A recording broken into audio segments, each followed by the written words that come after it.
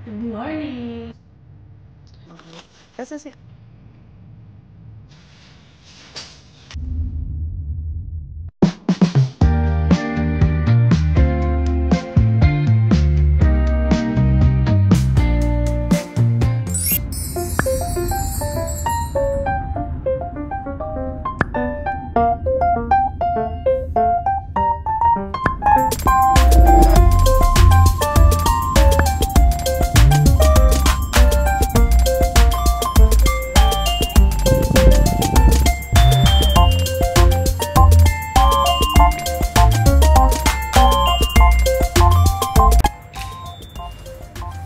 Good morning!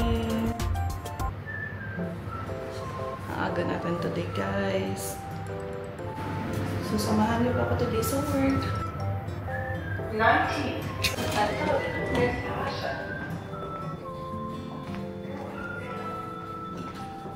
Tingnan nyo, guys, ang daming elevator. 2, 3, 4, 5. Then this side also.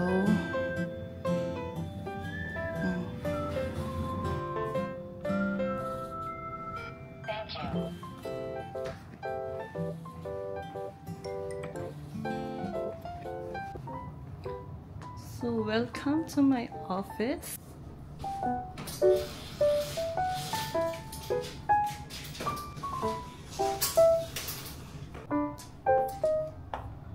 Ang ganda talaga ng view dito.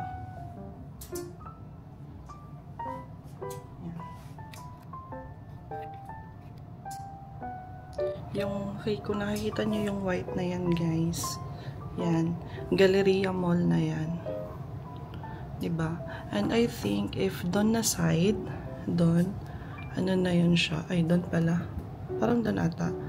Parang yun na yung fish market. Mina Fish Market. Tapos, this side naman, wait, zoom ko. Yan, yung may green na building, yan yung Cleveland Hospital. So, parang yung building namin is dito na side na kaharap.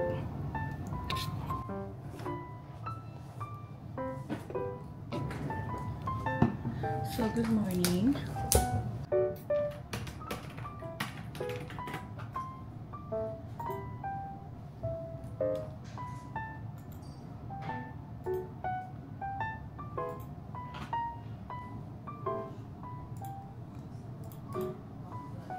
So, ito yung usually yung ginagawa ko every morning. First things first, nag-check ako ng mga emails.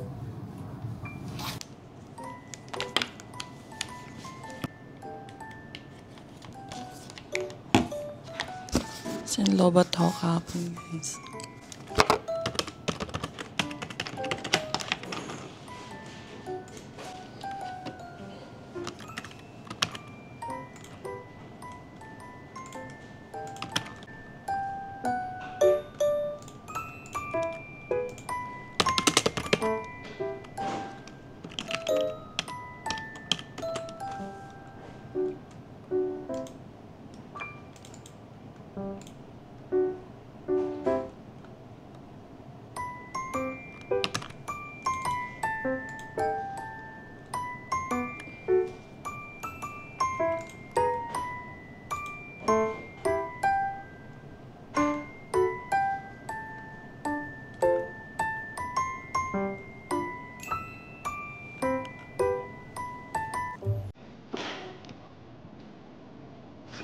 Ang ganda ng view ko, diba? Pero hindi ko talaga siya na-enjoy, guys. Kasi, as in, buong araw lang ako nakasubsob sa work. And, hindi ko na, wala akong time na lumingon. Minsan lang siguro mga ganitong time, pag early ako sa office, that's the time I've got to enjoy my view. So, parang, hindi ko na bet yung pagkulay ng buhok ko kasi parang hindi pantay. Tingnan nyo, parang may black pa din siya dito na side. Diba? Ang bilis nitong i-retouch. So, siguro, mag-iiba na ako ng salon the next time. Meron ako gustong i-try doon yung Aqua Salon. So, Doon siguro ako magpapakulay next time and magpapatreatment ng buhok. So, sino pa yung nanood ng live ko kagabi? As in, thank you so much guys sa pag-support. Kahit na pinilit ko kayong panoorin yun. And hopefully, we will have another live chat.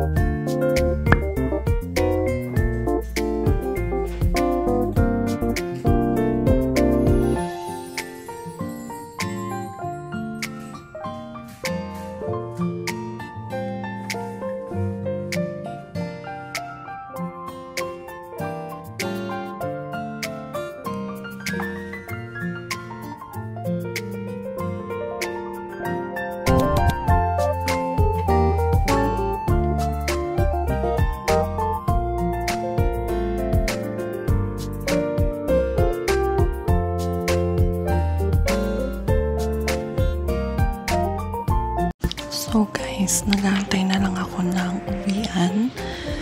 Time check, 3:43 PM. And 17 minutes na lang uuwi na kami. So, time to retouch.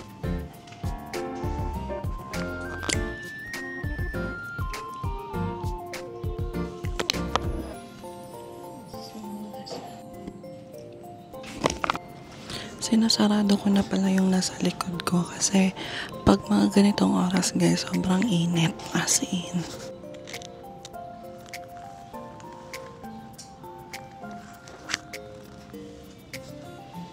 Summer is coming na guys. Nag-hello na si Summer. Medyo kailangan na natin as in mainit na. And dito ako, mas malapit ako sa window, diba? Kaya medyo mainit talaga siya. So, hi guys. Nasa bahay namin. Ay, packet pa pala. So, it's a long day. Mayroon akong papagod today. Hi guys. Good afternoon. Good morning. So, today is Saturday. And as you can see, I'm prepared already because today we are going to our third session or our third CLP session. So if you don't know what CLP means, it's Christian Life Program.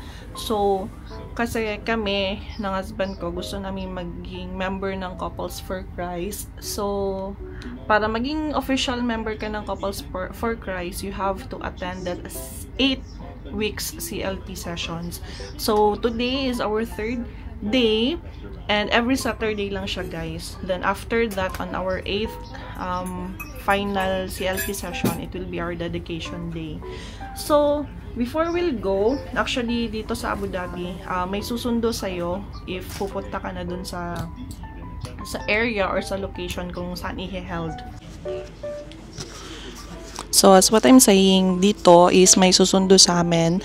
Ano talaga siya? Door to door, pick up. Tapos, ihatid din kami later. But, it's still early. It's still 11:45 and 12:30 pa naman yung sundo namin. And since may dumating tayo na packages, guys, we will unbox it for today's video. So, eto lang. I have 2 packages from Amazon. So, actually, nakita ko kasing nag-sale sa Amazon nung books. As in, yung from 60 plus, naging 25 dirhams, yung iba 29 dirhams. Kaya I grabbed it na. And eto, matagal na siyang nasa cart ko guys. Hindi ko lang siya ma-check out kasi nga mahal. I don't want to spend 50 plus or 60 plus in a book Kasi I know for sure isi-sale din naman yun ni Amazon. So, let's unbox. So, pasensyahan yun na ako. Medyo makalat. So, for this one,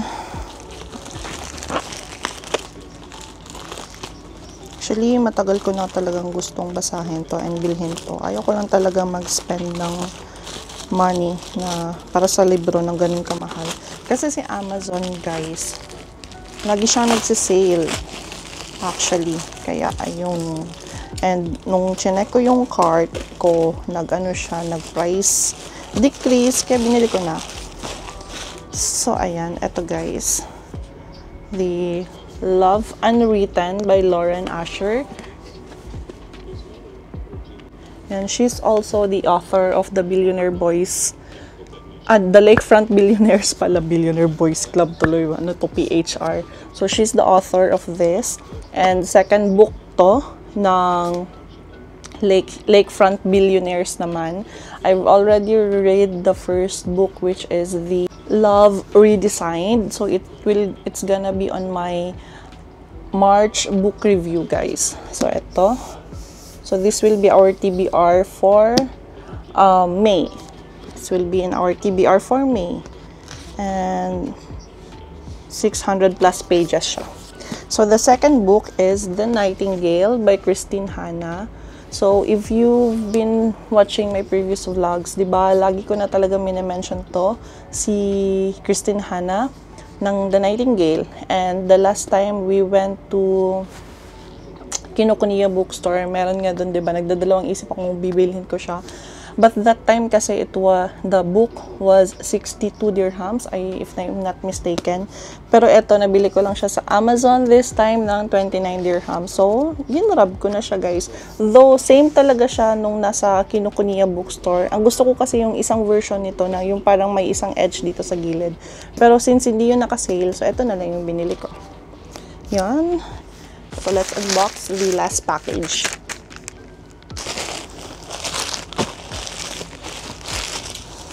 So, alam nyo ba, na-research ko na si Amazon pala, the first products na binibenta niya on the site is mga libro. So, before any other products, libro na talaga yung mga binibenta ni Amazon. So, the third book is this one, The 7-Year Sleep by Ashley Poston. So, eto din, guys, matagal na siyang nasa TBR ko. And, nabili ko lang to ng 24 dirhams today from Amazon. But, I'm not sure if this is an original one, ha? Parang hindi, guys. But the seller is Amazon, so I'm not sure. Para siyang reprinted. Wait, I will check. Oo nga, parang reprint lang siya. I'm going to check this one. Kasi tingnan mo yung quality ng paper. Sobrang not the typical na paper quality ng mga libro. As in, pangit siya. So, I will check this again. If not, if hindi siya original, then I have to return this. Pero babasahin ko muna bago ko siya i-return. As in, parang so, meron naman tayong 14 days return nito. But I don't know, parang ang pangit niya talaga ng quality. Parang hindi siya original na libro. Para siyang reprinted. As in. So, I'm gonna return this one. Kaya siguro mura. Kasi, ang price nito lagi nasa 70 plus sa Amazon eh. E, nabili ko lang siya ng mga 24. Yeah. So, I'm gonna return this. And the last book that I've got is The Women. Also from the same author of Nightingale, who is Christine Hanna. So, eto din, guys. I've read a lot and saw a lot of reviews about this book. So, ayun, excited din ako. Kasi si Christine Hanna, para siyang literary author. Mga historical fiction yung sa kanya. And I'm so excited. These two will be my first historical fiction books that I'll about to read. So, ayun. But this one is way more bigger. Tingnan mo, kumpara dito. So, ayun guys. Quick unboxing. So, prepare na lang kami. Then, in a few minutes, bababa na. By the way guys, today ang funeral ni Pope Francis. So, we are watching it live in YouTube.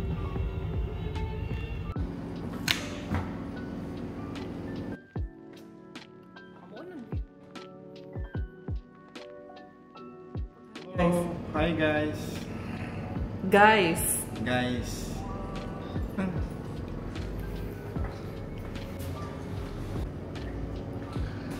So we're going, guys. We're waiting for our sundo. And time check, it's already 12:25.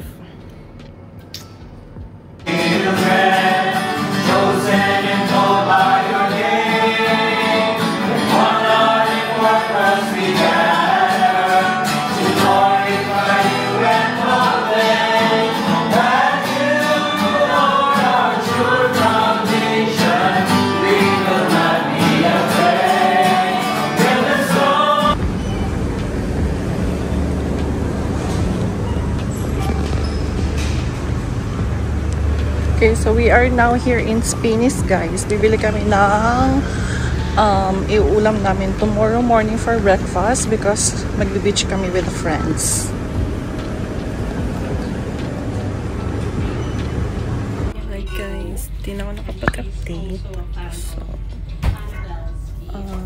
nakatulog ako pag-uwi ng bahay. And di na ako nakapag-outro. So, kakat ko na tong vlog na to. Then tomorrow will be another vlog. Yung pagbe-beach namin. Kasama yung mga friends namin. So habulin namin na habang hindi pa mainit, hindi pa nagsasummer dito sa UAE para makapag-beach. Kasi pag summer na sa UAE, ayun, so super humid na ng weather. And ang hirap ng lumabas. So, ayun lang. Thanks for watching this video and I'll see you on the next one. Bye!